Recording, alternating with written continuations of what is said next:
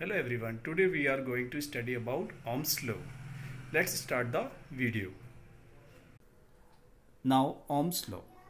German physicist George Simon Ohm stated that the electric current flowing through a metallic wire is directly proportional to the potential difference across its ends, provided its temperature remains the same. This is called Ohm's law. In other words, we can say that the current passing through a conductor is proportional to the voltage over the resistance. In mathematically, it can be represented as potential difference proportional to current. V proportional I. When the value of V increase, the value of I increase simultaneously. When we remove proportional sign, we can say that V is equal to IR, where V is voltage in volts, R is resistance in ohm, I is current in ampere.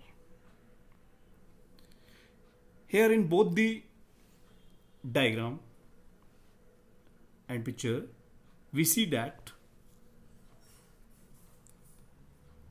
if the potential difference between the points is more, the current flowing through it will be more, and if the resistance is more, the current flowing through it will be lesser. Thus, the ratio V proportional I is constant. This constant is called as the resistance R of the conductor. We also know that resistance is the property of conductor which oppose the current flow. Here, to verify the Ohm's law, we need to measure two things. First, current flowing through a conductor I.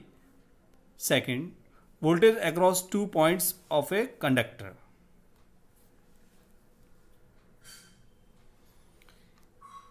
In this slides, we summarize all the points related to the Ohm's law and define 1 ohm. If the potential difference across the 2 ends is 1 volt and current through it is 1 ampere, then the resistance of the conductor will be 1 ohm. Let's do activity to understand Ohm's law and verify the law. We would need variable resistance 1, ammeter 1, voltage 1, battery, switch. After this activity, we will conclude that voltage is directly proportional to current and the VI graph is a straight line passing through the origin. Let's start the activity. First, we close the switch. Current start to flow in entire circuit. And we note down the readings. We need to note down the reading in the ammeter and reading in the voltmeter. When we move the variable resistance, we see that value of currents and voltage change in ammeter and voltmeter. We note down this reading in a notebook and make a graph.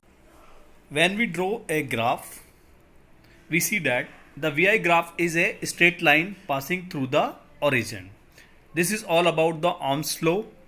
I hope you understand the topic and this video help you to learn about Ohm's law.